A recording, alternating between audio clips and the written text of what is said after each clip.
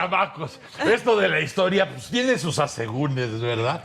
Porque todavía algunos nos acordamos cuando éramos unos acorazados de la vida, ¿no? Y se podía uno tragar lo que fuera por donde fuese, señora, y amanecía usted como si nada. Problemas. Con una fuerza, una vitalidad, ¿no? Y ahorita ya contándola. No, 2 traguitos de tequila y uno de Riopan. Y 2 traguitos de tequila y agüita. O sea, nunca deja de ser festivo, pero quizá algo triste. Pero para darle a la historia, nada mejor que un historiador. Y si es de cabecera, mejor Alejandro Rosas, en uno de sus malditos lunes. Broso, ¿cómo estás? Muy bien, ¿y tú? No hace menos maldito el estar aquí. Muchas gracias. Pero no deja de ser maldito. No deja de es lunes, ser es lunes. El lunes a nadie le debe gustar, es maldito lunes. Exactamente. Oye, pero ciertamente hoy ya tiene uno que hacer cuentas cuando bebe un poquito en exceso, Sí. que al otro día es muerto. O sea, hay que contabilizarlo dentro de las pérdidas que vienen, ¿no? Sí, porque te vas volviendo además, te vas haciendo profesional de lo que haces. Exactamente. ¿No? Porque ya llega un momento en que debes saber por dónde puede flaquear el asunto o por dónde puede hundirse el barco. Claro. ¿No? ¿Dónde está la línea de flotación? O los tiempos de recuperación. O los tiempos de recuperación. Que cada vez son más largos.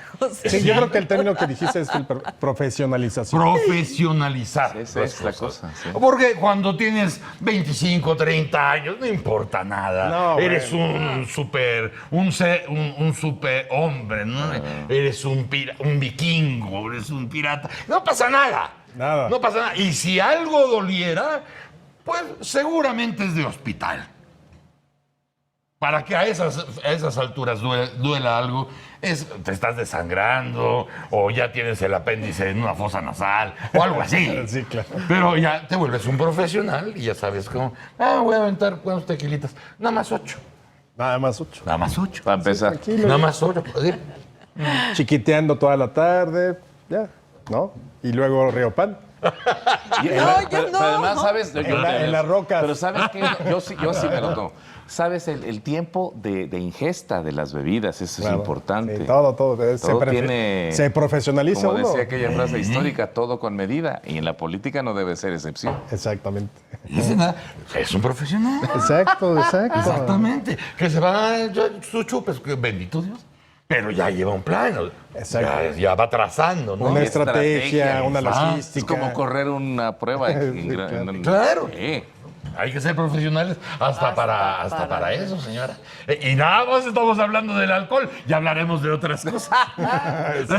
Pero por lo mejor. Pero por lo pronto, primero tu tema. En ese lunes maldito. Oye, pues fíjate que ya nada más como los últimos resabios sobre la cuestión del Papa, y a mí más que hablar de propiamente el Papa, todo el furor que se causó nuevamente sobre el tema del Estado laico. Para mí creo que, como muchas otras cosas en México, dogmatizamos el Estado laico. Es decir, ya hay un exceso de cualquier manifestación, que en este caso no fueron cualquiera, ahorita vamos a ver. Pero todo es el atentado contra el Estado laico, se está acabando el Estado laico, Juárez y Calles han de estar jalándose los pelos en sus tumbas. Y hay que saber primero lo que significa el Estado laico. Claro, el Estado laico básicamente es la separación muy clara del Estado y la Iglesia. La Iglesia debe estar nada más en su cuestión pastoral, Sí. en su cuestión espiritual, y el Estado se dedica a toda la cuestión de la vida del individuo en sociedad.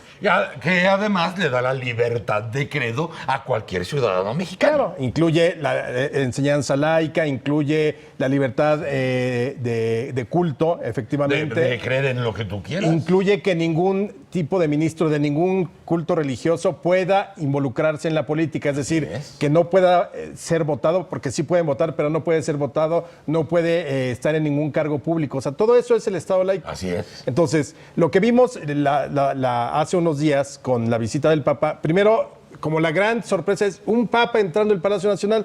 Perdón, es una visita de Estado, no pasa nada. Sí, es un jefe de Estado además. Además, entonces llega el Papa y además por el Palacio Nacional ha pasado de todo, desde Tlatonis, porque ahí ese predio era originalmente el Palacio de Moctezuma. Claro. Luego estuvo ahí el conquistador Cortés, porque cuando termina la conquista dice, pues me gustó la casita de Moctezuma, pues véngase. Claro. Se la queda. Luego fue la residencia de los virreyes desde 1562 hasta 1821. Hasta O'Donoghue. Exactamente. Pero hay que decir, hubo virreyes que eran al mismo tiempo arzobispos de México. Fíjate. Las dos potestades las Que es tenían. una cosa muy europea, ¿no? Y muy, muy clásica para una nación que nació siendo católica porque nos evangelizaron una nación católica. O sea, Claro. no era nada extraño. El líder político y el líder del credo. Claro, entonces 2 o 3 virreyes fueron al mismo tiempo arzobispos de México y desde luego gobernaban ahí. Luego han estado emperadores, Iturbide y Maximiliano. Sí. Dictadores, Porfirio Díaz. Sí. Presidentes, ejércitos de ocupación. Los gringos y los franceses estuvieron dentro del Palacio Nacional ahí. O sea, realmente creo que la cuestión de que el Papa haya visitado el Palacio es más bien una palomita más a la larga historia del Palacio y no afecta absolutamente nada. Porque tiene la calidad de jefe de Estado. Exactamente. Ahora, sí vimos un excesivo trato hacia el Papa por parte de las autoridades políticas mexicanas, del Pues presidente. tuviste las páginas del gobierno, Bueno, de las instituciones. A mí me preocupa más el grado de cinismo de toda la clase política que si se pone en riesgo o no el estado de laico, que yo creo que no se pone en riesgo. Pero me parece ese cinismo que vimos toda la clase política tratándose de tomar selfies, con una cara como si verdaderamente merecieran arrojar la primera piedra a ellos. No, eso es deleznable.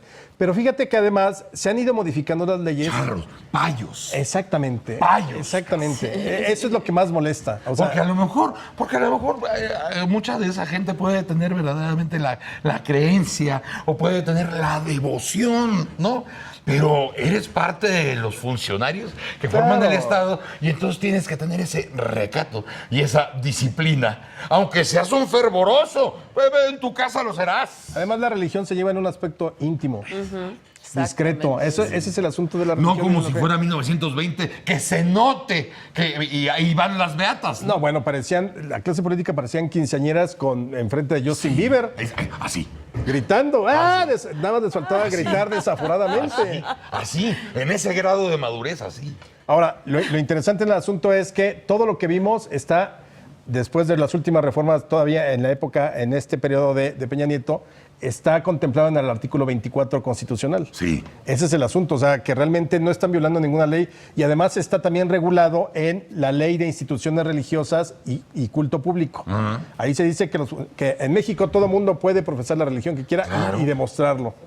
Y fíjate, la gran diferencia hoy en día es que hoy un presidente puede ir o un funcionario público puede ir a una misa, claro, pero dice la ley que no puede ir como en términos como representante, como haciendo cargo de sus funciones. Sí. Entonces ahí entra en esta ambigüedad legislativa que tenemos, pues el presidente no hizo un decreto, no firmó un tratado, no dio un informe, fue a la misa el día de la basílica y se acabó. Entonces, como siempre, nuestras leyes son demasiado ambiguas para ese tipo de circunstancias, entonces habrá quien te diga que no violó el Estado laico y habrá quien te diga que sí, pero dejando eso a tu discreción, que eres el funcionario, dices, oye, yo no voy a prestar a que mañana esto sea cuestión de polémica, ¿no? Entonces puedo ir a la misa y a lo mejor me muero de ganas de una hostia. ¡Ay! Me muero las pinches ganas. No, ya será otro día. Ya será cuando vaya yo a una misa, a mi iglesia, a mi localidad. Yo ahorita está el Papa aquí, yo soy el presidente de este país y no le quita ni su credo, ni su dignidad, ni su moral. Alejandro, pero no fue más apariencia. Es decir, el resultado de esa imagen del presidente comulgando tiene un efecto Es la sobre cierto sector de la sociedad. Claro, pero es que entonces luego nos vamos a las formas, porque yo insisto, a ver, nuestro Estado laico sigue incólume, sí. No hay, ahorita no hubo una reforma, con la venida del Papa no hubo una reforma en que los sacerdotes puedan ser diputados, senadores o ocupar un cargo en la administración pública. No se modificó el artículo, no se modificó el artículo tercero al decir que la educación que imparte el Estado es laica, no. Sigue habiendo libertad de cultos, sigue habiendo libertad de cultos. ¿Hay igualdad jurídica entre las iglesias? Sí. O sea, la Iglesia Católica tiene la misma igualdad jurídica que lo podrían ser los protestantes o los cristianos o los del séptimo día, lo que sea. Pero hay cinismo, tú dijiste. Hay cinismo. O sea, yo creo que los principios básicos de nuestro Estado laico ahí están y no se han movido, y creo que eso, en todo caso, hay que defenderlo. En el momento en que alguien proponga, oigan, ¿por qué no le quitamos al artículo 3 el término laico? Ahí sí, preocupémonos. Cuando alguien proponga que los sacerdotes o cualquier ministro de cualquier culto religioso pueda regresar a la política, ahí hay que preocuparse. Para mí este tipo son formas, hay unos más excesivos, creo que el más excesivo fue Fox cuando recibe al Papa y se inclina y le besa la mano. O sea, creo que ahí sí es un acto como de una sumisión de un jefe de Estado a otro jefe de Estado. Sí, exactamente. Independientemente. Pero bueno, ahora, también la historia de nuestras relaciones Estado-Iglesia han sido tan ambiguas, como siempre muchas de las cosas, porque, por ejemplo, toda la primera mitad del siglo XIX, la Iglesia estaba totalmente metida en los asuntos públicos. Totalmente. O sea, no solamente era la cuestión espiritual, metida en la política, financió guerras, a veces no quiso financiar apoyo para el Estado contra la guerra contra Estados Unidos, por ejemplo. Claro.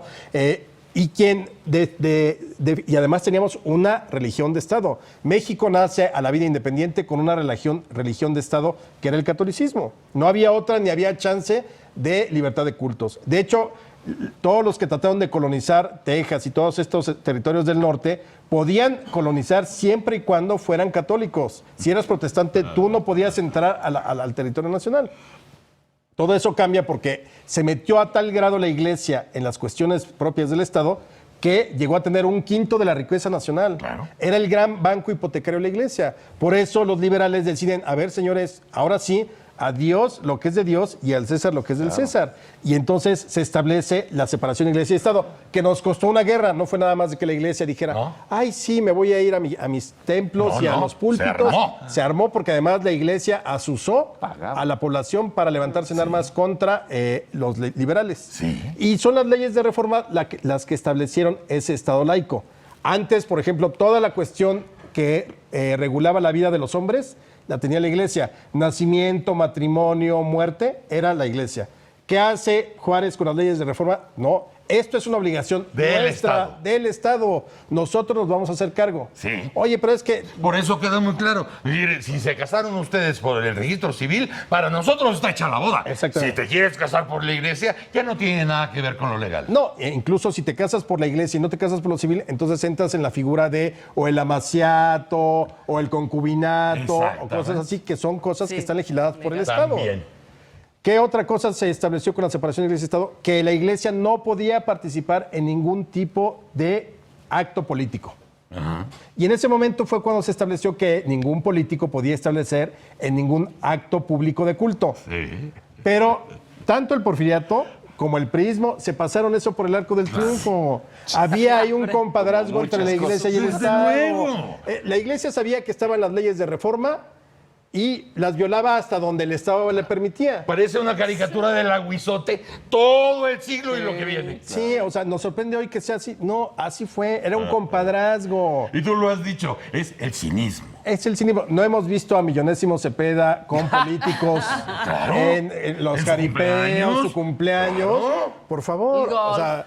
Sí, claro. Yo insisto, creo que afortunadamente está legislado y está en nuestra Constitución nuestros principios del Estado laico. Esos son los que hay que defender. Las formas siempre han sido, es un país donde ha imperado más la forma que el fondo. Sí. Entonces, el compadrazgo siempre lo hubo y Miguel Alemán iba y se reunía con el arzobispo mucho tiempo y se reunían e iban a tomar el café y conversaban. Ahora más hacía misas por aquí y por allá. No, era mucho más respetuoso porque recordemos, México no tuvo relaciones con la Iglesia hasta Salinas de Gortari, 1992. Por eso no podían tampoco ser tan cínicos. Y ya después de esos cambios, ya vimos, ya vimos cómo se acomodaban en el jet set. La gran anécdota del 79, cuando se anuncia que va a venir el Papa Juan Pablo I por primera vez, no debía haber venido porque venía no como jefe de Estado, venía como pastor de la Iglesia Católica. Así es. Y entonces cuando Reyes Herodes le dice a López Portillo, oiga, señor presidente, esto es una violación de la ley.